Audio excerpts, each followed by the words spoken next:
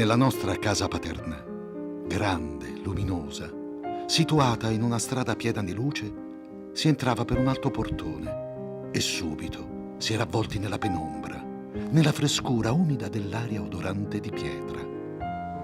Un vestibolo alto e severo ci accoglieva silenziosamente. Il pavimento di mattonelle di grès rosso conduceva in leggera salita verso la scala che iniziava in fondo, nella semi-oscurità. Migliaia di volte ero entrato da quel portone e mai avevo prestato attenzione alla porta e all'ingresso, alle mattonelle e alla scala, e tuttavia era pur sempre un passaggio in un altro mondo, nel nostro mondo. Il vestibolo odorava di pietra, era buio e alto. In fondo la scala conduceva dalla buia frescura alla luce, alla luminosità del benessere.